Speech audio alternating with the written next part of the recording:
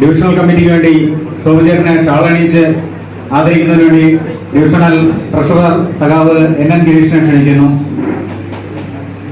സഖാവ് NN ഗിരീഷ് കുമാർ.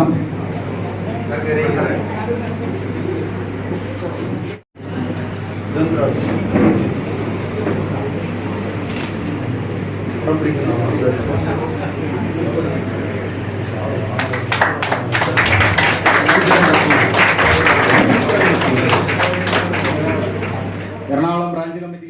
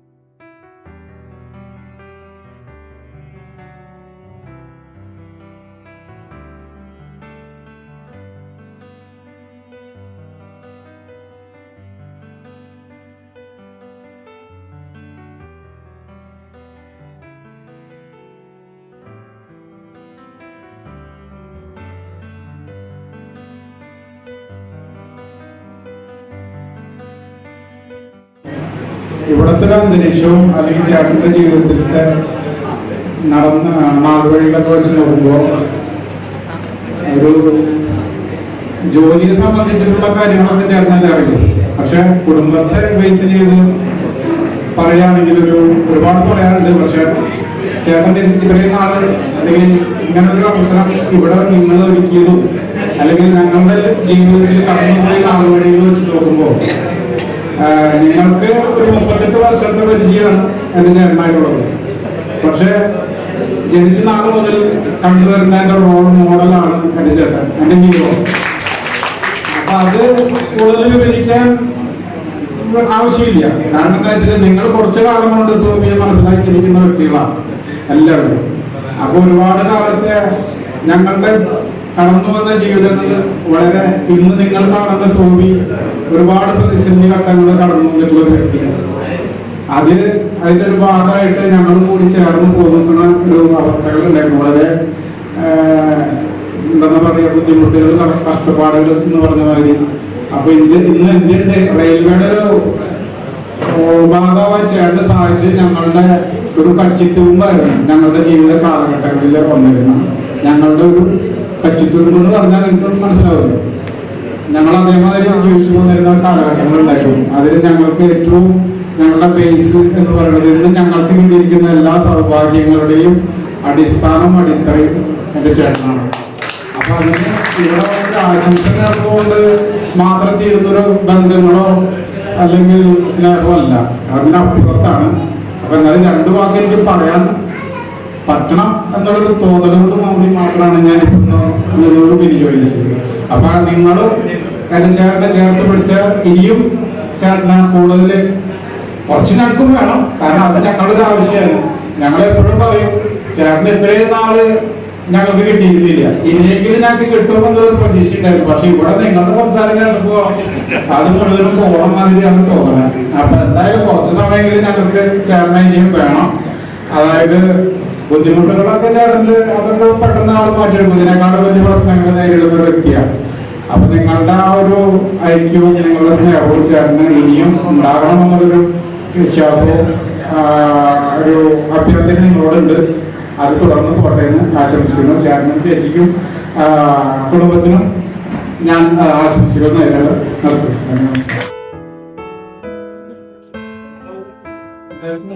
നമസ്കാരം.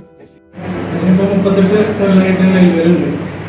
അപ്പൊ എന്നെക്കാളും കൂടുതൽ അച്ഛനെ നിങ്ങൾ കണ്ടത്, എന്നെക്കാളും കൂടുതൽ കണ്ടത് നിങ്ങളാണ്. അച്ഛനെ കുറിച്ച് കൂടുതൽ അറിയുന്നത് നിങ്ങൾക്കാണ്. അത് മാത്രമല്ല, എനിക്ക് പറയാനുള്ളതെന്ന് വെച്ചാൽ അച്ഛന് ഇതുപോലത്തെ ഒരു ബുദ്ധിമുട്ട് നിങ്ങളുടെ സമയം വന്നു. ആ ഒരു സമയത്ത് നിങ്ങളെല്ലാവരും അച്ഛനെ വിളിക്കുകയും എല്ലാ കാര്യങ്ങളും ചോദിച്ചറിഞ്ഞ് ചെയ്ത ആൾക്കാർക്ക് എല്ലാവർക്കും എൻ്റെ ആത്മീയതയുടെ നന്ദി പറയുന്നു. കാരണം അച്ഛൻ അതൊക്കെ വലിയ കാര്യങ്ങളാണ്. ഞാൻ പല പ്രാവശ്യം ഞാൻ വീട്ടിൽ ശ്രദ്ധിച്ചിട്ടുണ്ട്. അച്ഛനെ ആരെങ്കിലും വിളിച്ചു കഴിഞ്ഞിട്ട് എല്ലാവരോടും താങ്ക്സ് പറയും. അത് അച്ഛൻ നിങ്ങളോട് അത്രയധികം ഒരു അറ്റാച്ച്മെന്റ് ഉണ്ട് എന്നുള്ളൊരു ബോധ്യം എനിക്ക് മനസ്സിലായി. അതിനെനിക്ക് ഇതൊന്നും അറിയില്ല, കാരണം ഞാൻ നിങ്ങളുടെ ഒരു പരിപാടിക്ക് ഞാൻ ഉണ്ടാവാറില്ല. കാരണം അതിന് എക്സാം ഉണ്ടാവും, അല്ലെങ്കിൽ എന്തെങ്കിലും ജോലി സംബന്ധമായിട്ടുള്ള കാര്യങ്ങളായിട്ട് ലീവ് ഉണ്ടാവില്ല. അച്ഛൻ്റെ കാര്യങ്ങളൊന്നും കൂടുതൽ നിങ്ങളായിട്ടുള്ള ബന്ധങ്ങളൊന്നും നമുക്ക് അറിയില്ല. ആകെ അച്ഛൻ്റെ കുറെ നല്ലോണം അടുപ്പമുള്ള കൂട്ടുകാരുണ്ട്. അതല്ലാതെ ഇത്രയധികം അച്ഛൻ റെയിൽവേ ആയിട്ട് ഒരുപാട് അറ്റാച്ച്ഡ് ആണെന്ന് ഞാൻ ഇപ്പോഴാണ് മനസ്സിലാക്കുന്നത്. അന്ന് എനിക്ക് പറയാനുള്ളത്, ഇപ്പോൾ നിങ്ങൾ ഈ കാണിക്കുന്ന ഈ സ്നേഹം നിങ്ങളെപ്പോഴും അച്ഛനെ കാണിക്കണം. അച്ഛന് ഈ ഒറ്റയ്ക്ക് ഇരുന്നിട്ടുള്ള ഒരു ശീലമില്ല, എല്ലാവരും ഒരുമിച്ച് എപ്പോഴും വേണം. എനിക്കെന്ന് പറഞ്ഞാൽ എനിക്ക് ഒറ്റയ്ക്ക് ഇരുന്ന ശീലമുണ്ട്, അതൊന്നും കുഴപ്പമില്ല. പക്ഷെ അച്ഛനങ്ങനെയല്ല, എല്ലാ ആൾക്കാരും വേണം. അപ്പം അതേ സ്നേഹം നിങ്ങൾ എപ്പോഴും അച്ഛനോട് കാണിക്കണം. പിന്നെ എനിക്കൊരു കാര്യം പറയാനുള്ളത്, അച്ഛൻ അന്ന് ഓഫീസിൽ റിട്ടയർമെന്റ് ആ ഒരു ഫംഗ്ഷൻ സമയത്ത് അച്ഛൻ സംസാരിച്ചപ്പോൾ ഞാൻ ആദ്യമായിട്ടാണ് അച്ഛൻ ഇങ്ങനെ കാര്യങ്ങളുണ്ടായി. അന്ന് ശരിക്കും എനിക്ക് ഒരുപാട്, നമ്മളെല്ലാവരും ഒരുപാട് വിഷമിച്ചു. കാരണം അച്ഛൻ അങ്ങനെ കണ്ടിട്ടില്ല, ഇതുപോലെ ഞങ്ങളുടെ മുമ്പിൽ വെച്ചിട്ട് കരയണം ഞാൻ കണ്ടിട്ടില്ല. അപ്പം അച്ഛൻ എന്താ പറഞ്ഞു, എനിക്ക് മുഴുവനായിട്ട്, അതായത് അച്ഛൻ്റെ സർവീസ് മുഴുവനായിട്ട് കംപ്ലീറ്റ് ആക്കണം എന്നുള്ളൊരു ആഗ്രഹം അച്ഛന് ഉണ്ട്, അതെനിക്കറിയാം. പക്ഷേ എന്നെ സംബന്ധിച്ച് ഞാൻ വേറെ ഒരു വർഷം ആലോചിക്കുമ്പോൾ, കാരണം അന്ന് കരഞ്ഞപ്പോഴാണ് എനിക്ക് മനസ്സിലായത് നിങ്ങളായിട്ട് റെയിൽവേ ആയിട്ട് ഇത്രയധികം അച്ഛന് ഇത്രയും അറ്റാച്ച്മെന്റും ഇത്രയും ഒരു ആത്മബന്ധം ഉള്ളതും എനിക്ക് എപ്പോഴാണ് മനസ്സിലായത്. പിന്നീട് വേറൊരു വർഷം ആലോചിക്കുമ്പോൾ അച്ഛനിങ്ങനൊന്നും ചെയ്ത് തീർക്കാനില്ല. കാരണം അച്ഛൻ ഞങ്ങളെല്ലാം ചെയ്യുന്നുണ്ട്. എന്നെ പഠിപ്പിച്ചു, അമ്മയുടെ കാര്യങ്ങളെല്ലാം നോക്കി, ഞങ്ങൾക്കൊരു കുറവില്ല എന്നാണ് ഞങ്ങൾ നോക്കിയത്. അപ്പോ ശരിക്കും അച്ഛൻ പൂർണ്ണമായിട്ട് തന്നെയാണ്, കംപ്ലീറ്റ് ആയിട്ട് തന്നെയാണ് ഇറങ്ങുന്നത്. ആ ഒരു ബോധ്യം എനിക്കുണ്ട്. അപ്പൊ ആ ഒരു സ്നേഹം നിങ്ങളെപ്പോഴും ഉണ്ടാവണം, കൂടുതലൊന്നും അറിയില്ല.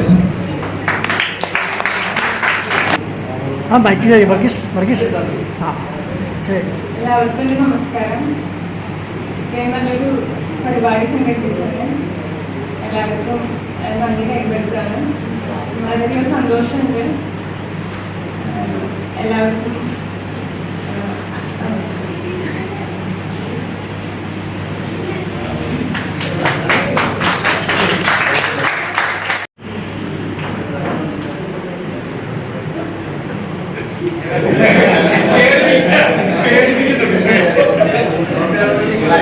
അതുകൊണ്ടല്ല ഞാൻ ഇതുവരെയും സ്റ്റേജിലൊന്നും കേട്ടില്ല, ഒന്നും പറയാനും ശ്രമിച്ചില്ല.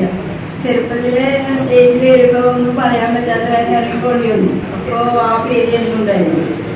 അതുകൊണ്ട് തന്നെ ഞാൻ എവിടെയും സംസാരിക്കാറില്ല. ഇപ്പോൾ എന്താ പറയാ,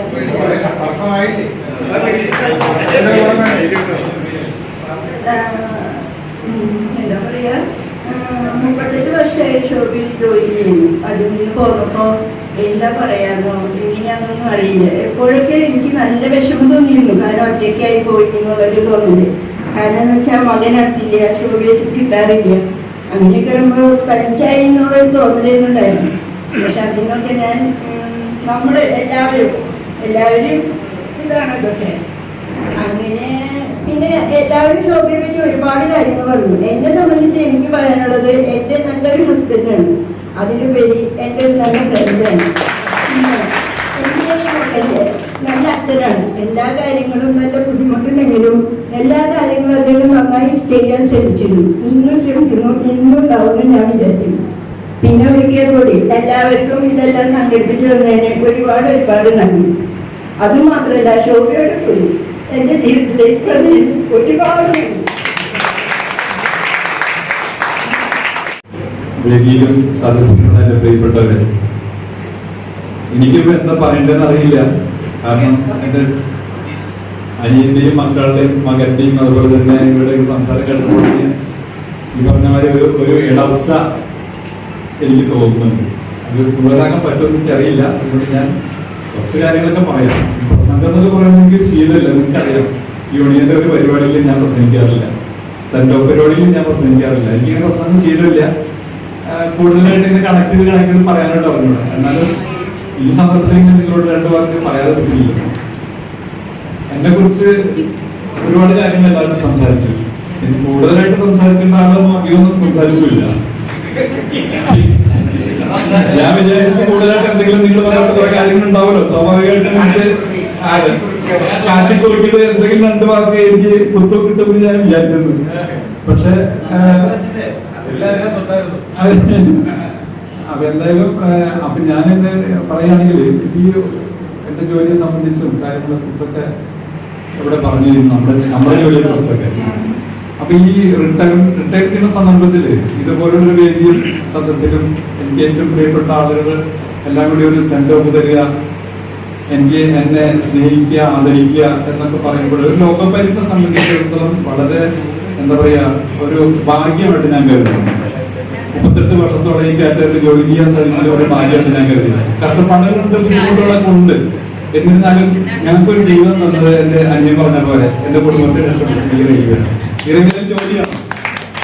അതിൽ എനിക്ക് വളരെയധികം ഇതുണ്ട്. കാരണം അല്ലെങ്കിൽ വേറെ വഴിക്കായി പോകാൻ ജീവിതമാണ്. പക്ഷെ വേറെ കിട്ടില്ല എന്ന് ഞാൻ പറയുന്നില്ല. പക്ഷെ റെയിൽവേയിലെ ജോലിയും ആ ജോലിയിൽ എനിക്ക് ഇത്രയും വർഷക്കാലത്ത് എനിക്ക് കിട്ടിയ എന്റെ സൗഹൃദങ്ങളും സ്നേഹവും ഒരു ഏറ്റവും വലിയ സംഘടനകളുടെ കൂടെ എനിക്ക് കിട്ടിയ പിന്തുണയൊക്കെ ഞാൻ എന്നും ഓർമ്മിക്കുന്നതാണ്. അതിനെക്കുറിച്ചൊക്കെ പറയുകയാണെങ്കിൽ ഒരുപാട് ഓർമ്മകളുണ്ട്. ഞാൻ ഈ സന്തോഷം അപ്പൊ എന്റെ ഒരു അമ്മാവൻ കഴിഞ്ഞ ദിവസം ചോദിച്ചു, ഈ റിട്ടയർമെന്റ് എന്ന് പറയുമ്പോൾ ഫംഗ്ഷനിൽ നിങ്ങൾക്ക് എങ്ങനെയാണ് നിങ്ങളുടെ അമ്മാവൻ എന്ന് പറയുമ്പോൾ കൃത്യമായിട്ട് പറഞ്ഞ വർഷങ്ങളെത്തരാണ്. 2 ദിവസം ചോദിച്ചോണ്ടാണ് ഞാൻ ഇപ്പൊ പ്രത്യേകം ഓർമ്മയുണ്ടോ റിട്ടയർമെന്റ് ഫംഗ്ഷൻ നിങ്ങളെ കുറിച്ച് നിങ്ങളുടെ എങ്ങനെയാണ് നിങ്ങളുടെ പരിപാടി എന്ന് ചോദിച്ചു. ഞാൻ പറഞ്ഞു സന്തോഷമാണോ സങ്കടമാണോ. പുള്ളി ഒരുപാട് നിങ്ങളുടെ പരിപാടിയിൽ പങ്കെടുക്കുന്നതാണ്. ഞാൻ പറഞ്ഞു ഞങ്ങളുടെ റിട്ടയർമെന്റ് സന്തോഷം ഒരു ആഘോഷമാണ്.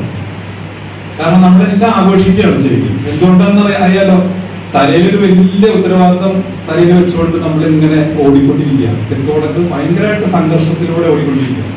അപ്പൊ ഞാൻ പറഞ്ഞു ഞങ്ങളെ അങ്ങനെയാണ്, ഞങ്ങൾ ഒരു സന്തോഷമുള്ള അവസരമാണെന്ന് തോന്നി. എന്തുകൊണ്ടാണെന്ന് ചോദിച്ചു. ഞാൻ പറഞ്ഞു ഇതാണ് തലയിലൊരു വലിയ ഭാരം ഞങ്ങൾ ഓടിക്കൊണ്ടിരിക്കുക. ഇപ്പൊ അത് ഇറക്കി വെച്ചൊരു പ്രതീതിയാണ് എനിക്കുള്ളത്. അപ്പൊ ഇറക്കി വെക്കുക എന്ന് പറയുമ്പോൾ അപ്പൊ നമുക്കൊരു വളരെ റിലാക്സേഷൻ തോന്നുന്നൊരു ഇതാണ്. അപ്പൊ ഈ ജോലിയെ സംബന്ധിച്ച് പറയുകയാണെങ്കിൽ കഴിഞ്ഞ ദിവസമല്ല, ഒരു ബന്ധുവീട്ടിൽ പോയപ്പോൾ കല്യാണം കഴിഞ്ഞ് ബന്ധുവീട്ടിൽ പോയപ്പോൾ ഞങ്ങളോട് ഇവിടെ ഒരു ബന്ധുവീട്ടിലാണ് അവിടെ ഞങ്ങൾ അവർ ചോദിച്ചത്. അപ്പൊ അന്ന് കല്യാണം കഴിഞ്ഞ സമയത്ത് ഞാനിങ്ങനെ അത് പറഞ്ഞ മാതിരി വളരെ വെലിഞ്ഞ് കണ്ടാലും ഒരാൾക്ക് തോന്നുന്ന അവസ്ഥയിലുള്ള രൂപമൊക്കെയാണ്. അപ്പൊ അവസരമുള്ള ഒരു രൂപത്തിലാണ് ആ സമയത്ത് കല്യാണം. അവർ ചോദിക്കണേ എന്റെ മോളെ ഇവൻ എങ്ങനെയാണ് ഇത്ര വലിയ തീവണ്ടി ഓടിക്കുന്നു ചോദിച്ചു. അപ്പൊ ഞാൻ പറഞ്ഞു, അപ്പൊ ഞാൻ ഇങ്ങനത്തെ പറഞ്ഞു അതൊന്നും വലിയ ഭാരമൊന്നും ഇല്ല, എങ്ങനെയൊക്കെ സ്വിച്ചൊക്കെ ഇട്ടാൽ മതി, അങ്ങനെ ചെയ്താൽ മതി എന്നുള്ള. അന്ന് ഞാൻ LP ഡ്രൈവർ ആയിട്ടില്ല. അപ്പോ ആ രീതിയിൽ ഞാൻ പറഞ്ഞങ്ങൾ ഒഴിക്കും. പക്ഷെ സത്യത്തിൽ ആലോചിച്ച് കഴിഞ്ഞപ്പോൾ അത് ഒരു വലിയ ജോലി തന്നെയാണ്. വലിയ വഴി വെയിറ്റ് എന്നുള്ള ഉദ്ദേശത്തിലല്ല വലിയ വഴി എന്ന് പറയുന്നത്. നമ്മുടെ ഉത്തരവാദിത്തങ്ങളെ നമ്മൾ ആലോചിച്ച് കഴിഞ്ഞാൽ, നമ്മുടെ ജോലി സാധനങ്ങളെ പറ്റി ആലോചിച്ച് കഴിഞ്ഞാൽ അതൊരു വലിയ ടാസ്ക് തന്നെയാണ്.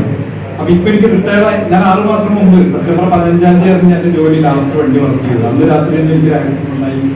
ഞാൻ സത്യം പറഞ്ഞ 6 മാസം മുമ്പേ തന്നെ ജോലി ചെയ്ത് മാറി നിൽക്കുകയാണ്. അപ്പൊ ഇപ്പോ എനിക്ക് തോന്നുന്നത് ആ ഒരു ട്രെയിനിന്റെ എഞ്ചിൻ കട്ടി നമ്മൾ ലൈറ്റ് എഞ്ചും പോയി. അപ്പൊ എന്ത് വ്യത്യാസം നമുക്ക് തോന്നാറ്? നമ്മള് പറയാം ബാംഗ്ലൂരിലൊക്കെ പോയിട്ട് വള്ളത്തോട് പോയിട്ട് തിരിച്ചു വരുമ്പോ ലൈറ്റ് എഞ്ചിൻ വരുന്ന ഒരു ഫീൽ ഇപ്പോൾ അത്രയും ഫീല് ലൈറ്റ് ആയിട്ട് നമ്മൾ ലൈറ്റിൽ ഓടിക്കുമ്പോൾ നമുക്ക് അറിയാമല്ലോ, നമുക്ക് ഞാൻ പറയേണ്ട പ്രത്യേകിച്ചില്ല. പക്ഷെ എന്നാൽ പോലും ഒരു വിലയിലുണ്ടായിരുന്നു. കാരണം ലൈറ്റ് എഞ്ചിൻ ആദ്യമായിട്ട് ഓടിക്കാൻ വേണ്ടിയപ്പോൾ നമ്മുടെ പണിക്കരേട്ടനായിട്ട് എനിക്ക് തോന്നുന്നു ആദ്യമായിട്ട് ലൈറ്റ് എഞ്ചിൻ ഓടിക്കാനായിട്ട് റിട്ടേൺ ലൈറ്റ് എഞ്ചിൻ വരുമ്പോൾ നമുക്ക് നമ്മുടെ ഗുരുക്കന്മാരാണ് പണിക്കരേട്ടനും ഭാസ്കരേട്ടനും അങ്ങനെ പഴയ നമ്മുടെ ചേട്ടന്മാരൊക്കെ. അതേ റിലാക്സേഷനിലാണ് ഞാനിപ്പോ ഇരിക്കുന്നത്. അതേ സന്തോഷവും സംതൃപ്തിയും കൂടിയാണ് ഞാൻ ഇവിടെ നിങ്ങളുടെ മുമ്പിൽ നിൽക്കുന്നത്. എന്നിരുന്നാലും ഈ ഫെബ്രുവരി 29-ാം തീയതി ഈ അവസാനത്തെ ഔദ്യോഗികമായിട്ട് എന്റെ അവസാനിക്കുന്ന ദിവസം എന്റെ നിയന്ത്രണം വിട്ടുപോയി. ഞാൻ അവിടെ നമ്മുടെ സുഹൃത്തുക്കൾ കുറച്ച് പരിപാടി ഔദ്യോഗികമായിട്ട് ഇനി എന്റെ യാത്രയിൽ സംസാരിക്കാൻ പറ്റിയില്ല. കാരണം എന്താ വെച്ചിട്ടുണ്ടെങ്കിൽ ഈ റെയിൽവേയും ഈ സംവിധാനങ്ങളും നമ്മുടെ സുഹൃത്തുക്കളും നമ്മൾ വർക്ക് ചെയ്ത ആ ഒരു നാൾവഴികളും മൊത്തം നമ്മൾ നോക്കുമ്പോഴും നമ്മുടെ ജീവിതത്തെ ഏറെ സ്വാധീനിച്ച അല്ലെങ്കിൽ നമ്മുടെ ജീവിതത്തിന്റെ ഒരു ഭാഗമായിട്ടുള്ള റെയിൽവേയിൽ നിന്ന് പോരുമ്പോഴുണ്ടാവുന്ന ഒരു വിഷമമായിരിക്കാം. ഞാൻ അങ്ങനെ മനസ്സിന് ധൈര്യം സംഭരിച്ചാണ് എങ്കിലും ഇന്നും ഒരുപാട് സംഭരിച്ചാണ് ഇരിക്കുന്നത്. മക്കളും അവരൊക്കെ സംസാരിക്കുമ്പോൾ ഞാൻ സംസാരിക്കാൻ പറ്റുമെന്ന് പോലെ എനിക്ക് ഉണ്ടായിരുന്നു. സ്വാഭാവികമായിട്ടുണ്ടാവുന്ന എനിക്ക് തോന്നുന്നു. എന്തായാലും ഞാൻ കൂടുതൽ കിട്ടുന്നില്ല, ഒത്തിരി വൈകി പോയി. എന്നാലും ഞാൻ പറയണേ 86-ല് ഞാൻ അപ്പോയിന്റ്മെന്റ് ആയപ്പോൾ ഈ റെയിൽവേയിൽ ജോലിക്ക് കയറുന്ന സമയത്ത് സത്യം പറഞ്ഞാല് ഈ പോസ്റ്റിന് അപേക്ഷിക്കുമ്പോൾ ഞാൻ എന്ത് ജോലി ചെയ്യണമെന്ന് എനിക്ക് അറിയണ്ടായിരുന്നില്ല. ഡീസൽ അസിസ്റ്റന്റ് പോസ്റ്റ് പോകുമ്പോൾ എനിക്ക് അറിയണ്ടായിരുന്നില്ല. ആ സമയത്ത് ഞാൻ 2 പ്രൈവറ്റ് ഫേമിൽ വർക്ക് ചെയ്തുകൊണ്ടിരിക്കുകയായിരുന്നു. അതിൽ ഒരു പ്രൈവറ്റ് ഫേമിലാണ് എന്റെ സുഹൃത്ത് സുബ്രഹ്മണ്യം ഉണ്ടായിരുന്നത്. അപ്പൊ ഈ ജോലിക്ക് അപ്ലൈ ചെയ്ത് ഞങ്ങളെ ടെസ്റ്റ് പാസ്സായിട്ട് ഞാൻ ജോലിക്ക് അടുത്ത സ്റ്റേജിലേക്ക് നമ്മളെ ഫിസിക്കൽ ടെസ്റ്റിന് വിളിച്ച സമയത്ത് ഞാൻ സുബ്രഹ്മണ്യം ചോദിച്ചു ഈ ജോലി എന്താണെന്ന് നമുക്ക് ആദ്യം അന്വേഷിക്കാൻ തോന്നും. ഏരിയ മാനേജർ ഓഫീസിൽ വന്നിട്ട് ഞങ്ങൾ ഈ ജോലി എന്താണെന്നുള്ളത് അന്വേഷിക്കണം, ഡീസൽ അസിസ്റ്റന്റ് എന്ന് പറഞ്ഞ ജോലി എന്താണെന്ന് അന്വേഷിക്കണം. അപ്പോ അവർ പറഞ്ഞു ഇങ്ങനെയാണ്. അപ്പൊ ഞാൻ ഇതിനു മുമ്പ് 2-3 വർഷക്കാലം ഈ ട്രെയിനിൽ യാത്ര നിത്യ യാത്രക്കാരായിരുന്നു. ഞങ്ങൾ എറണാകുളം ഷൊർണൂർ പാസഞ്ചർ ആൻഡ് പാക്ക് ഫോറസ്റ്റില് അപ്രന്റീസ്ഷിപ്പ് ട്രെയിനിങ്, അത് കഴിഞ്ഞിട്ട് എറണാകുളപ്പള്ളിയിലെ ഒരു നമ്മുടെ സ്റ്റേഷനോട് ചേർന്നിട്ടുള്ള ഗോഡൌൺ ഇല്ലേ, FCI ഗോഡൌൺ, അതിന്റെ ഇലക്ട്രിഫിക്കേഷൻ വർക്ക്. അത് കഴിഞ്ഞിട്ടാണ് സുബ്രഹ്മണ്യയുടെ വെസ്റ്റേൺ പ്രോഡക്റ്റ് എന്നുള്ള കമ്പനി ജോലിക്കുന്നത് എറണാകുളത്ത്. അപ്പൊ ഡെയിലി യാത്ര ചെയ്ത് ഈ ട്രെയിൻ യാത്രയും ട്രെയിൻ ജീവിതമായിട്ട് അന്ന് എനിക്ക് മുമ്പേ അറിയാം. പക്ഷെ അന്ന് പോലും ഒരു ലോക്കോ പൈലറ്റായിട്ട് ഞാൻ ജോലി ചെയ്യേണ്ടി വരുന്നുള്ളത് യാതൊരു ഒരു ഐഡിയ ഉണ്ടായിരുന്നില്ല. പഠിക്കുന്ന കാലത്തോ ഒരു കാലത്തും അങ്ങനെ ചെയ്യുന്നില്ല. അപ്പൊ അസിസ്റ്റന്റ് ലോക്കോ എന്താണ് ജോലി എന്ന് അറിയുന്നത് അറിഞ്ഞപ്പോഴാണ് ഈ ജോലിയുടെ ആ ഒരു ഗൗരവം മനസ്സിലായത്. അപ്പോ സുബ്രഹ്മണ്യം അപ്പൊ തന്നെ പറഞ്ഞു ഞാൻ ഈ ജോലിക്കില്ലെന്ന്. കാരണം പറഞ്ഞോ, ഞങ്ങൾ ഈ വണ്ടി ഷോർട്ട് പാസില് വഴിയിലൊക്കെ പിടിച്ചിടും. അറിയാലോ, അന്നത്തെ മറ്റേ ഇങ്ങനെയുള്ള ട്രിപ്പിലും അങ്ങനെ ട്രിപ്പിലും പിടിച്ചിടും. അപ്പൊ നമ്മൾ ഈ പുറത്തൊക്കെ ഇറങ്ങി നിൽക്കും. അപ്പൊ അതിനകത്ത് ഈ ഷോർട്ട് പാസിലെ അസിസ്റ്റന്റ് ഇറങ്ങിപ്പോയിട്ട് തലയിൽ കെട്ടൊക്കെ കെട്ടി പട്ടയൊക്കെ വെച്ചുള്ള പഴയ യൂണിഫോം ഒക്കെ ഇട്ട് അതിൻ്റെ ഉള്ളിൽ ബ്രേക്ക് ചെയ്യണതും ഇതൊക്കെ കണ്ടു കഴിഞ്ഞപ്പോ തന്നെ ഇതൊരു നമുക്കൊന്നും പറ്റിയ പണിയില്ലാന്ന് എനിക്കും തോന്നിയിരുന്നു. സുബ്രഹ്മണ്യം അപ്പം തന്നെ പറഞ്ഞു ഞാൻ ഈ ടെസ്റ്റിന് വരുന്നില്ല. പക്ഷെ എന്നെ സംബന്ധിച്ച് എന്റെ ബാക്ക്ഗ്രൗണ്ട് കാരണം എന്റെ അനിയൻ സൂചിപ്പിച്ചു അത് വളരെ ബുദ്ധിമുട്ടുള്ള ഒരു ജോലി കിട്ടാന്നുള്ളതാണ്. 10ാം ക്ലാസ് കഴിഞ്ഞുള്ള തന്നെ ഞാൻ ഡിപ്ലോമയ്ക്ക് പോയിരുന്നു. ഡിഗ്രിക്ക് പോയില്ല. എന്റെ ഫ്രണ്ട്സൊക്കെ കോളേജിൽ പോയപ്പോഴൊക്കെ ഞാൻ ആഗ്രഹിച്ചിരുന്നു. പക്ഷെ എത്ര പെട്ടെന്ന് ജോലി കിട്ടി കുടുംബത്തെ രക്ഷിക്കാന്നുള്ളൊരു ഇതുകൊണ്ടാണ് ഞാൻ അങ്ങനെ പോയത്. അപ്പൊ എത്ര പെട്ടെന്ന് ജോലി, അത് ഏത് ജോലിയായാലും ചെയ്യാനുള്ള ഒരു സന്നദ്ധത എനിക്കുണ്ടായിരുന്നു. പ്രത്യേകിച്ച് റെയിൽവേക്കാരുടെ സ്ഥാപന ജോലി. അപ്പൊ എന്റെ ആഗ്രഹം, സത്യത്തിൽ എന്റെ ആഗ്രഹം അപ്പോളോ ടയർസ്, മധുര കോട്സ്, KSEB ഇങ്ങനെയുള്ള ഇരട്ടയിൽ പഠിക്കാൻ പോകുമ്പോൾ നമ്മൾ പഠിച്ചുകൊണ്ടിരിക്കുമ്പോൾ അങ്ങനെ ചില സ്വപ്നങ്ങളായിരുന്നു. അതൊക്കെ നോക്കിക്കൊണ്ടിരിക്കുമ്പോഴാണ് ഇങ്ങനെ അതിന് ഒരുപാട് ശ്രമിക്കുകയും ചെയ്തു. പക്ഷെ ഒന്നും കിട്ടിയില്ല. അപ്പോഴാണ് ഇങ്ങനെ ഒരു ഓഫർ കിട്ടിയത്. ഞാൻ എന്തായാലും നല്ല ധൈര്യത്തോടെ ഉറച്ച തീരുമാനത്തിൽ എടുത്തിട്ടാണ് ഞാൻ ഇന്റർവ്യൂവിന് പോയത്. ഭാഗ്യത്തിന് എനിക്ക് ആ ജോലി കിട്ടി. അതുകൊണ്ട് എനിക്കൊരു ജീവിതം കിട്ടി എന്ന് ഞാൻ ഉറച്ചു വിശ്വസിക്കുന്നുണ്ട്. അല്ലെങ്കിൽ നമുക്കൊക്കെ അങ്ങനെ തന്നെയാണ്. ജോലി കിട്ടി കൊച്ചിയിൽ ട്രെയിനിങ്ങിന് പോയപ്പോഴാണ് നമ്മുടെ റെയിൽവേയുടെ അന്ന് പോകുമ്പോൾ ഞങ്ങളുടെ ബാച്ചിൽ അറിയാം സുഷി ജേക്കബ്, അതുപോലെ തന്നെ സജി, നൗഫല്, പിന്നെ കൊല്ലത്തുള്ള ഇവിടെ നമ്മുടെ സുഹൃത്തുക്കൾ വിജയൻ, ഗിരീഷ് കുമാർ നായർ, അങ്ങനെ ഒരുപാട് പേര് ആ ബാച്ചിലുള്ള ആളുകളുണ്ട്. രമേശ്. അപ്പൊ ഈ 16 പേരുടെ ഒരു ബാച്ചായിരുന്നു.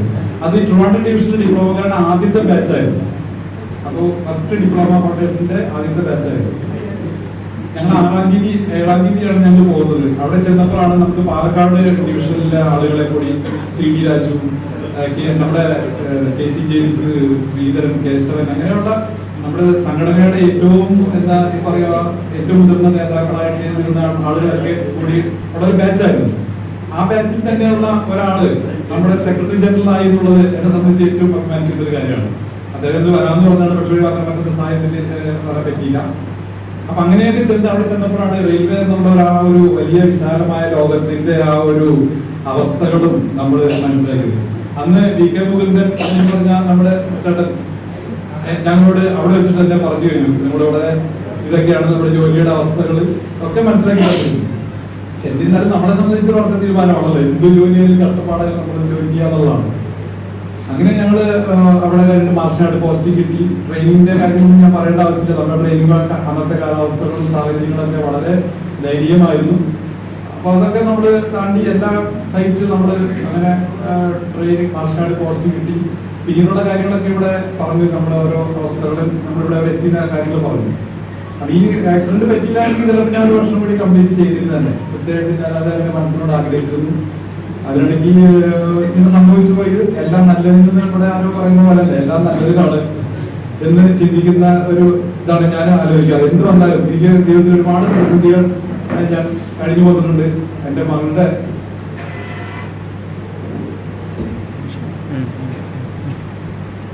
അതുകൊണ്ട് ഞാനത് എല്ലാം ഓവർകം ചെയ്തു, തുടർന്ന് ചെയ്തു. കൂടുതലായിട്ട് ഞാൻ പറയുന്നില്ല. പക്ഷെ എനിക്ക് സംഘടനയെ കുറിച്ച് എന്തെങ്കിലും പറയാതെ പറ്റില്ലല്ലോ. നമ്മുടെ സംഘടന ഈ ലോക പൈലറ്റുമാരുടെ ഒരു താങ്ങും തണലുമായിട്ട് നിൽക്കുന്ന ഒരു സംഘടനയിൽ തന്നെ എനിക്ക് പ്രവർത്തിക്കാൻ സാധിച്ചതിൽ ഞാൻ വളരെ അഭിമാനിക്കുന്നു. അതുകൂടാതെ സംഘടനയുടെ ഏറ്റവും ഉയർന്ന നല്ല പ്രതാപകാലത്ത്, ഇപ്പോൾ നല്ല പ്രതാപകാലമാണ് സംഘടനയെ സംബന്ധിച്ച്. നമ്മൾ വരുമ്പോൾ അങ്ങനെയൊന്നും ആയിരുന്നില്ല. ആ സംഘടനയുടെ ഏറ്റവും ഉയർന്ന നേതാക്കള് എസ് കെ ദർ, ഈ ഹാളിന്റെ പേര് അറിയപ്പെടുന്ന S K there, secretary general അടക്കമുള്ള ഇന്നത്തെ തലമുറയിലുള്ള ഇപ്പോൾ ഈ ബ്രാഞ്ചിന്റെ പ്രതിനിധികൾ അടക്കമുള്ള വലിയ നേതാക്കന്മാർ, ഉന്നതമായ നേതാക്കന്മാർ, കെ എസ് മണിസാറി, ഓളി, അങ്ങനെ ഉയർന്ന നേതാക്കന്മാരുമായിട്ട് എനിക്ക് ഈ കാലഘട്ടത്തിൽ അവരുമായിട്ട് ഇടപെടാനും അവരെ അറ്റൻഡ് ചെയ്യുന്ന അവർ പങ്കെടുക്കുന്ന പരിപാടിയിൽ പങ്കെടുക്കാനും അവരുമായിട്ട് അത്യാവശ്യം റിലേഷൻഷിപ്പ് ഉണ്ടാക്കാൻ കഴിഞ്ഞിട്ടുണ്ട്. അതിലേക്ക് എനിക്ക് വളരെ അഭിമാനമുണ്ട്. പിന്നെ ലോകോപേറ്റന്മാരുടെ ബുദ്ധിമുട്ടുകളെ കുറിച്ച് ഞാൻ അത് പറയുന്നില്ല, കാരണം അത് പറഞ്ഞാൽ കുറവായി പോകും. പക്ഷെ ഈ സൈറൺ എന്ന് പറഞ്ഞാൽ നമ്മുടെ വരാൻ പോകുന്ന ഒരു സമര പരിപാടികളുടെ, നമ്മുടെ ഈ അവസ്ഥകളെയൊക്കെ മാറ്റിയെടുക്കാൻ വേണ്ടി നമ്മൾ നടത്തുന്ന സമര പരിപാടികളുടെ ഒരു പ്രൊപ്പഗണ്ടയ്ക്ക് ആയിട്ട് ഇറക്കിയ സൈറൺ എന്ന ഷോർട്ട് ഫിലിം നിങ്ങൾ അത് കണ്ടു കാണുമെന്ന് വിചാരിക്കുന്നു. അത് കണ്ടു കഴിഞ്ഞാൽ തന്നെ നമുക്ക് നമ്മുടെ അവസ്ഥകളെ വളരെ നല്ല രീതിയിൽ 17 മിനിറ്റ് കൊണ്ട് അവതരിപ്പിച്ചിട്ടുണ്ട്. അത് കണ്ടാൽ തന്നെ മനസ്സിലാക്കാവുന്നത്. പിന്നെ പിന്നെ പറയേണ്ട കാര്യം, നമ്മൾ ഈ വരുന്ന ജനറേഷനെ സംബന്ധിച്ച് എനിക്കൊരു അഭ്യർത്ഥനയുണ്ട്. നമ്മൾ ഈ പറഞ്ഞ റെയിൽവേ നമ്മുടെ ജീവിതത്തേക്ക് മാറ്റുന്ന, അല്ലെങ്കിൽ ഈ റെയിൽവേ തന്നെ ഇതേ മാറ്റത്തിൽ നിലനിന്നാൽ മാത്രമാണ് നമുക്ക് ഈ സംഘടനയും ഈ അവകാശങ്ങളും സമരങ്ങളും ഒക്കെ ഉള്ളൂ. അപ്പൊ ഈ റെയിൽവേ ഇതേ രീതിയിൽ നിലനിർത്തി കൊണ്ടുവരാനുള്ള ഒരു ശ്രമത്തിലാണ് നമ്മുടെ സംഘടന. കാരണം പ്രൈവറ്റൈസേഷനുമായിട്ടും ഏത് രീതിയിലായാലും ഇത് ചിലപ്പോ ഈ അവസ്ഥയിൽ നിന്ന് മാറി ഇപ്പൊ ആളുകളെ കോൺട്രാക്ട് അടിസ്ഥാനത്തിൽ വരെ എടുത്ത് നിയമിച്ചുകൊണ്ടിരിക്കുകയാണ്. നമ്മുടെ അറിയാം, നിങ്ങൾക്ക് എല്ലാവർക്കും അറിയാം, ഞാൻ പറയേണ്ട ആവശ്യം. നാളെ നമ്മൾ ലോക്കോ പൈലറ്റിനെ ചിലപ്പോ അവര് നേരെ പുറത്തുനിന്ന് ഡെയിലി വേജിനോ ഒക്കെ കേട്ടാവുന്ന അവസ്ഥയിലേക്കാണ് കാര്യങ്ങൾ പോയിട്ട്, അത്ര വളരെ ദയനീയമായി മോശമായ അവസ്ഥയിലേക്കാണ് പോയിക്കൊണ്ടിരിക്കുന്നത്. അതിനെതിരേക്കുള്ള വളരെ ശക്തമായ പ്രക്ഷോഭത്തിലേക്ക് നേതൃത്വം കൊടുക്കുന്ന സംഘടനയുടെ എല്ലാവസ്ഥ. അപ്പൊ ഇതില് പക്ഷെ പുതിയ ജനറേഷൻ, ഇന്ത്യക്കാരടക്കമുള്ള പുതിയ ജനറേഷന് ഇതിനോടൊക്കെ താല്പര്യക്കുറവ്, അല്ലെങ്കിൽ അവരൊക്കെ ഈ പരിപാടികളിലൊക്കെ കൂടുതൽ പങ്കെടുക്കണം, അവരെ കൂടെ നമ്മുടെ ഇതിലേക്ക് കൊണ്ടുവരണം. അതിനുള്ള ശ്രമങ്ങൾ നമ്മൾ നടത്തുന്നുണ്ട്. അപ്പൊ ആ രീതിയിലുള്ള ശ്രമങ്ങൾ നടത്തുമ്പോൾ നമ്മൾ അതിന് സപ്പോർട്ട് കൊടുത്തിട്ട് അവരെ കൊണ്ടുവരണം എന്നുള്ള അഭ്യർത്ഥനയുള്ളത്. അതുപോലെ തന്നെ എൻ്റെ ഒരു ജീവിത സ്വപ്നം എന്ന് പറയുന്ന രീതിയിലുള്ള ഒരു കാര്യം ഞാൻ റെയിൽവേയിൽ കയറുമ്പോൾ ആഗ്രഹിക്കുന്നതാണ്. നമുക്ക് അത് നമ്മുടെ ഡിമാൻഡ് ഒന്നാണ്, ആഴ്ചയിലെ ദിവസം അവധി എന്നുള്ളത്. അതൊരു ലോക പൈലറ്റിന്റെ സ്വപ്നമാണ്. കാരണം ഇന്ത്യൻ റെയിൽവേ എന്നല്ല, ലോകത്തെ എല്ലാ തൊഴിലാളികൾക്കും ഒരു ജന്മാവകാശം പോലെ കിട്ടിയിരിക്കുന്ന ഒന്നാണ് ഈ ആഴ്ചയിലെ ദിവസം അവധി. പക്ഷെ നമ്മൾ റെയിൽവേയിൽ കയറിയ ദിവസം മുതലേ നമ്മൾ ആഗ്രഹിക്കുന്നതും അതിനുവേണ്ടി ശ്രമിക്കുന്നതാണ്. പക്ഷെ ഇതുവരെ നമുക്ക് നേടാൻ കഴിഞ്ഞില്ല. അതുപോലെ തന്നെ നമുക്ക് തുടർച്ചയായ നൈറ്റ് ഡ്യൂട്ടികൾ ഇപ്പൊ ഉയർത്തിയിരിക്കുന്ന 4 ആവശ്യങ്ങളൊക്കെ തന്നെ വളരെ പ്രാധാന്യപ്പെട്ടതാണ്. അത് നമ്മുടെ ബേസിക് നീഡ്സ് ആണ്. നമ്മൾ റെയിൽവേ കയറിയതിനു ശേഷം നമ്മൾ തീർച്ചയായിട്ടും നമ്മുടെ സാഹചര്യങ്ങളിൽ വളരെ മെച്ചപ്പെട്ടിട്ടുണ്ട്. നമ്മുടെ റണ്ണിങ് റൂമുകൾ ഒക്കെ നമ്മൾ വരുന്ന കാലത്ത് ബാക്ക് റെസ്റ്റ് പോലും ഇല്ലാത്തൊരു അവസ്ഥയിലൂടെ നമ്മൾ പോയിട്ടുണ്ട്. സീറ്റിംഗ് ഇല്ല. അതുപോലെ തന്നെ റണ്ണിങ് റൂമിന്റെ കണ്ടീഷൻ അതിദയനീയമായിരുന്നു. നമ്മുടെ പ്രക്ഷോഭങ്ങളുടെ ഫലമായിട്ട് തീർച്ചയായിട്ടും നമ്മുടെ അവസ്ഥകളിൽ മാറ്റം വന്നിട്ടുണ്ട്. ഇപ്പൊ നമുക്ക് ബാക്ക് റെസ്റ്റ് ഉണ്ട്, AC ക്യാബിനുകൾ ഇപ്പൊ AC ആക്കിക്കൊണ്ടിരിക്കുന്നുണ്ട്, റണ്ണിങ് റൂമുകളെല്ലാം AC ആയി. ഇതുപോലെ കുറെ പോസിറ്റീവായിട്ടുള്ള കാര്യങ്ങൾ നമ്മുടെ ഈ മേഖലയിൽ വന്നിട്ടുണ്ടെന്ന് നമ്മൾ സമ്മതിക്കുന്നു. പക്ഷെ അതോടൊപ്പം ഇനിയും ഒരുപാട് മാറാനുണ്ട്. ഈ ബേസിക് ആയിട്ടുള്ള നമ്മുടെ ഈ ജോലി സമയത്തെ സംബന്ധിച്ച്, അതുപോലെ തന്നെ നമ്മുടെ കൊട്ട റെസ്റ്റിനെ സംബന്ധിച്ച്, വീട്ടിൽ പോകാൻ പറ്റാത്ത അവസ്ഥ, ശ്രീമതി തന്നെ വളരെ ചെറുതായിട്ട് സൂചിപ്പിച്ചു, വീട്ടിൽ ആളില്ലാത്ത അവസ്ഥ, ഇതൊക്കെ മാറ്റിയെടുത്തേ പറ്റുള്ളൂ. ഇതിനൊക്കെ നമ്മൾ ശക്തമായ സമരപരിപാടികൾ നടത്തിയാൽ മാത്രമേ നമുക്കത് നടത്താൻ പറ്റുള്ളൂ, നേടാൻ പറ്റുള്ളൂ. അതിനു വേണ്ടിയിട്ടുള്ള ഒരു ശ്രമം ഇതുപോലെ റിട്ടയർമെന്റ് ഫംഗ്ഷനുകളിൽ നമ്മൾ കൊടുക്കേണ്ട സന്ദേശം അതാണ്. ഇങ്ങനെയുള്ള ചായ പിടിച്ച് നമ്മൾ വെറുതെ ആശംസകൾ പറഞ്ഞു പോകുന്നതിന് പകരമായിട്ട് ഇതുപോലുള്ള കാര്യങ്ങളിൽ പുതിയ തലമുറയെ നമ്മൾ ബോധവൽക്കരിക്കണം. അതിനനുസരിച്ചുള്ള എല്ലാ പ്രവർത്തന പരിപാടികളിലും നമ്മൾ അവരെ സംഘടിപ്പിച്ചുകൊണ്ട് ഒരു കാര്യം എനിക്ക് പ്രതീക്ഷയുണ്ട്. നമുക്ക് തീർച്ചയായിട്ടും ഇന്നല്ലെങ്കിൽ നാളെ നമ്മുടെ ഈ സംഘടന അക്കാര്യത്തിൽ വിജയം പ്രാപിക്കുമെന്നാണ് ഞാൻ വിശ്വസിക്കുന്നത്. ഇന്നല്ലെങ്കിൽ നാളെ നമ്മുടെ തലമുറയ്ക്കെങ്കിലും അടുത്ത തലമുറയ്ക്കെങ്കിലും ഈ പറഞ്ഞ ഭാഗ്യങ്ങൾ 1000 ദിവസം അവധി നമ്മുടെ സ്വപ്നം സാധാരണ ഒരു ആഗ്രഹമാണ് എനിക്കുള്ളത്. ഞാൻ കൂടുതലൊന്നും ഇനി പറയുന്നില്ല. എന്നോട് ഈ കാലഘട്ടത്തിലെ എല്ലാ കാലഘട്ടത്തിലും എന്നോട് എല്ലാ സ്നേഹവും സഹകരണവും എല്ലാം തന്ന നിങ്ങളെല്ലാവരോടും ഞാൻ നന്ദി പറയുന്നു. നമ്മുടെ സംഘടനയോടും നമ്മുടെ സംഘടനയുടെ ഉള്ളതായ നേതാക്കളും എനിക്ക് എല്ലാ കാര്യങ്ങളും നടത്തി തരുന്ന അല്ലെങ്കിൽ എല്ലാ നേതാക്കളോടും ഞാൻ നന്ദി പറയുന്നു. കൂട്ടത്തിൽ പറയുന്ന ഒരു കാര്യം, നമ്മുടെ സംഘടന ഞാൻ വിട്ടുപോകാൻ പാടില്ലാത്തതാണ്. അത് വീണ്ടും പറയാണ്. സംഘടന ചെയ്യുന്ന കുറെ പ്രവർത്തനങ്ങളുണ്ട്. അതിലൊരു ഭാഗമായിട്ട് എനിക്കും അതാരും കിട്ടാത്ത ആരും നമ്മുടെ കൂട്ടത്തിൽ ഉണ്ടാവില്ല.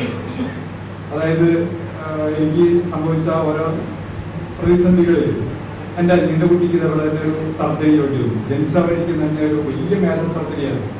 അന്ന് സംഘടനയാണ് എന്താ പറയുക, മദ്രാസിൽ നമുക്ക് പരിചയമില്ലാത്തൊരു സമയമായിരുന്നു. മദ്രാസിൽ പോയി അവിടെ സർജറി നടത്താനായിട്ട് ജീവനാഥനായിരുന്നു എന്റെ വീട്ടിൽ കൂടെ. അപ്പൊ അന്ന് എന്റെ മകള് മരിച്ചിരിക്കുന്ന സമയമായിരുന്നു. അപ്പൊ ഞാൻ ആകെ തകർന്നിരിക്കുന്ന സമയത്ത് ഇതേപോലെ വീണ്ടും ഒരു ഇത് വന്നു. അപ്പോ ജീവരാജും അതുപോലെ മദ്രാസിലെ നമ്മുടെ സുഹൃത്ത് പറയണം അന്ന് വേണ്ട സഹായം. ഈ ശ്രീരാമചന്ദ്ര ഹോസ്പിറ്റലായിരുന്നു. വലിയൊരു മേജർ സർജറിയായിരുന്നു. ജനിച്ചോട്ട് തന്നെ നടത്തിയ സർജറിയായിരുന്നു. ആ സന്ദർഭത്തിൽ നമ്മുടെ സംഘടനയുടെ ഈ പറഞ്ഞ മാതിരിയുള്ള സഹായങ്ങൾ, അതുപോലെ തന്നെ എൻ്റെ മകന് പാലക്കാട് വെച്ചിട്ടൊരു ആക്സിഡന്റ് ഉണ്ടായി. ആ സമയത്ത് നമ്മുടെ സെക്രട്ടറി ജനറൽ ഈറോഡ് ഉണ്ടായിരുന്നു. അപ്പോൾ ഉടനെ തന്നെ അതിന്റെ കാര്യങ്ങളെല്ലാം എന്നെ അടുത്ത വണ്ടിക്ക് കയറ്റി വിട്ടിട്ട് പറഞ്ഞു, നീ പോയിക്കോ, ബാക്കി കാര്യങ്ങൾ ഞാൻ നോക്കാന്ന് പറഞ്ഞു. ഞാൻ പാലക്കാട് എത്തിയപ്പോഴത്തേക്കും നമ്മുടെ പാലക്കാടത്തെ എല്ലാ സഹാക്കളും ഹോസ്പിറ്റലുണ്ടായിരുന്നു. ഭാഗ്യത്തിന് അവന് ചെറിയ തോതിലെ പരിക്ക് പറ്റിയുള്ളൂ. അന്ന് അങ്ങനെ ആയിരുന്നെങ്കിലും ഒരു അപകടം വന്നപ്പോൾ സഹായിക്കാനായിട്ട് അന്ന് നമ്മുടെ സഹാക്കളൊക്കെ കൂടെ നിന്നതിന് എനിക്ക് പറഞ്ഞതിരിക്കാത്ത നന്ദിയുണ്ട്. എന്റെ വീട്ടുകാരൊക്കെ അതിന് മുമ്പ് തന്നെ അവരൊക്കെ എത്തിയപ്പോഴത്തേക്കും ഇവരൊക്കെ അവിടെ എല്ലാ കാര്യങ്ങളും സന്നദ്ധ ഉണ്ടായിരുന്നു.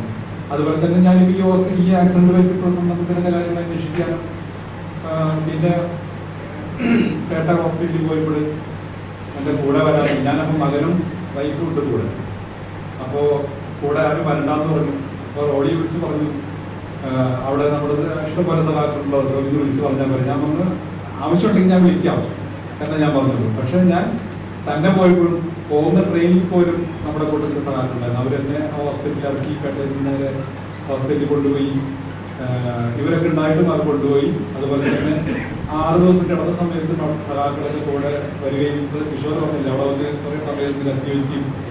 അങ്ങനെ തിരിച്ച് ഞാൻ CDDനെ കാണാനായിട്ട് എന്നെ കൂടെ കൊണ്ടുപോയി. നടക്കാൻ വയ്യാത്ത തന്നെ അവര് തന്നെ കാലിൽ സുധീഷ് ആയിരുന്നു അതിന് നേതൃത്വപ്പെടും. സുധീഷ് എന്ന് വരാമെന്ന് പറഞ്ഞാണ് എന്തോ എത്താൻ പറ്റില്ല. സുധീഷ് തിരിച്ച് ഇതെല്ലാം കഴിഞ്ഞ് ഡിസ്ചാർജ് പോരുന്നവരേക്കും അവിടുത്തെ സഹാക്കൾ എന്റെ കൂടെ നിന്നു. അതുപോലെ തന്നെ ഞാൻ നീട്ടണമോ ഓടിക്കുന്നില്ലല്ലോ. അതുപോലെ തന്നെ ഞാനൊരു പ്രസംഗരൂപത്തിലല്ല പറയുന്നത്, കുഴപ്പമില്ല. അപ്പോ അതുപോലെ തന്നെ ഈ ചിട്ടിയുടെ കാര്യം പറഞ്ഞു. എന്തുകൊണ്ടാണ് ചിട്ടികള് ഞാൻ അതിന്റെ മുൻകൈ എടുത്തെന്ന് സൂചിപ്പിച്ചു. അന്ന് സോമന്റെ നോട്ടീസിൽ പറഞ്ഞു പട്ടിപ്പരി സർക്കാർ കമ്മീഷൻ എടുത്തുകൊണ്ട് നടത്തിയിരുന്നു. അപ്പൊ അന്ന് കമ്മീഷൻ എടുക്കാതെ തന്നെ നമ്മൾ നടത്തിക്കൊണ്ട് ഞാൻ തുടങ്ങിയത്. അപ്പൊ അങ്ങനെ തുടങ്ങാനുള്ള കാരണം ഈ സാമ്പത്തിക ബുദ്ധിമുട്ട് എന്താണെന്നുള്ളത് വ്യക്തമായിട്ട് അറിഞ്ഞ ഒരാളായിരുന്നു ഞാൻ ജീവിതത്തിന്റെ ആ ഓരോരുത്തരും. അപ്പൊ അതില് നമ്മുടെ സൗഹൃദങ്ങൾ കൊണ്ടുണ്ടാകുന്ന നേട്ടങ്ങൾ, അതുകൊണ്ട് ഇങ്ങനെയുള്ള സന്ദർഭങ്ങളിൽ നമുക്ക് പരസ്പരം സഹായം ചെയ്ത് എങ്ങനെ നമുക്ക് നീങ്ങാം എന്നുള്ളതിനെ കുറിച്ചൊക്കെ എനിക്ക് വ്യക്തമായിട്ടുള്ള ഒരു അനുഭവം ഉണ്ട്. എന്താ വെച്ചാൽ എന്റെ ഇളയ സിസ്റ്റർ മാരേജ് വന്നപ്പോൾ നമുക്ക് നമ്മുടെ സുഹൃത്തുക്കളാണ് എനിക്കന്ന് അതിനുള്ള സാമ്പത്തിക സഹായം ചെയ്തത്. എന്റെ ബാച്ചിലുള്ളവരും അടുത്ത ബാച്ചിലുള്ളവരും എല്ലാവരും കൃത്യമായി പൈസ വാങ്ങിച്ച് കറക്റ്റായിട്ട് എന്റെ ആവശ്യങ്ങൾ എന്താണെന്ന് കണ്ടറിഞ്ഞ് അതിനുള്ള സാമ്പത്തിക സഹായം എല്ലാവരും നൽകി. അപ്പോഴാണ് ആ ഒരു കോർപ്പറേഷന്റെ ഒരു വിലയും നമ്മുടെ സംഘടനയുടെ ഒരു വിലയൊക്കെ നമുക്ക് അന്ന് മുതലേ തുടങ്ങിയ കാലം മുതൽ എനിക്ക് അനുഭവപ്പെട്ടതായിരുന്നു. തിരിച്ച് ആ പൈസക്ക് ഞാൻ തിരിച്ചു കൊടുത്തു. അപ്പൊ അത് കടമായിട്ട് തന്നെ തന്നത്. അപ്പൊ ഈ ചിട്ടികളുടെ ഒരു അപ്പോഴാണ് സാമ്പത്തികമായി ബുദ്ധിമുട്ട് അനുഭവിക്കുമ്പോൾ ഇങ്ങനെയുള്ള ചില സംഭവങ്ങൾ ചെയ്താല് കാശ് കളക്ട് ചെയ്ത് കൊടുത്താൽ നമുക്ക് ഇതുപോലെ ചിട്ടി നടത്താൻ അങ്ങനെയാണ് നമ്മൾ തുടങ്ങിയത്. ആ രീതിയിൽ ഞാൻ കാര്യങ്ങൾ ഇതിങ്ങനെ ചെയ്തിട്ടുണ്ട്. ഇനിയിപ്പോ എനിക്ക് കൂടുതലൊന്നും പറയാനൊന്നുമില്ല. അപ്പോ വേറെ ഒന്നും നീട്ടുന്നില്ല, ഞാൻ നിർത്തുകയാണ്. എല്ലാവർക്കും ഒരിക്കൽ കൂടി ഇതേപോലെ ഇതുപോലെ ഒരു സ്നേഹാദരവ് തന്നതിനും നിങ്ങളുടെ സ്നേഹം പങ്കുവച്ചതിനും ഞാൻ നന്ദി പറയുന്നു. ഇനി പറയാനുള്ളത് അടുത്ത ഇത് കഴിഞ്ഞാൽ റിട്ടയർമെന്റ് കഴിഞ്ഞാൽ സൂചിപ്പിച്ചു LRS പോവുകയല്ല, അല്ലെങ്കിൽ ഞാൻ തീർച്ചയായിട്ടും നിങ്ങളുടെ കൂടെ ഉണ്ടാവും. കാരണം എന്റെ ജീവിതത്തിൽ റെയിൽവേ എങ്ങനെയാണോ അത്രത്തോളം തന്നെ പ്രാധാന്യമുള്ളതാണ് LRS എന്ന സംഘടനയും ആ സംഘടനയിലുള്ള നമ്മുടെ സഖാക്കളും അതിലെ നേതാക്കളും എല്ലാവരും നമ്മുടെ കുടുംബാംഗങ്ങളെ പോലെയാണ് ഫീൽ ചെയ്തത്. ഇപ്പോഴും എന്നും എല്ലാ കാലത്തും അങ്ങനെ തന്നെയായിരുന്നു. അതുകൊണ്ട് അവരുടെ കൂടെ ഏത് പരിപാടിക്ക് ഞാൻ വരാൻ എനിക്ക് താല്പര്യമാണ്. ഞാൻ അതിന് മാക്സിമം ശ്രമിക്കുകയും ചെയ്യും. കുടുംബകാര്യങ്ങളൊക്കെ ഉണ്ടെങ്കിലും ഞാൻ കുടുംബകാര്യങ്ങളിൽ ഞാൻ ശ്രദ്ധിക്കും. എല്ലാ കാര്യങ്ങളും ശ്രദ്ധിക്കുന്ന ഒരാളായിട്ടാണ് ഞാൻ ഉള്ളത്. അപ്പൊ അതുകൊണ്ട് സംഘടനയുടെ കൂടെ ഞാൻ എന്നും ഉണ്ടാവും എനിക്ക് ഞാൻ ഉറപ്പ് തരികയാണ് എന്ന് പറഞ്ഞുകൊണ്ട് ഞാൻ എന്റെ വാക്കുകൾ ഇത്ര നേരം കേട്ടുന്നത് എനിക്ക് നന്ദി പറഞ്ഞു നിർത്തുന്നു. നമസ്കാരം.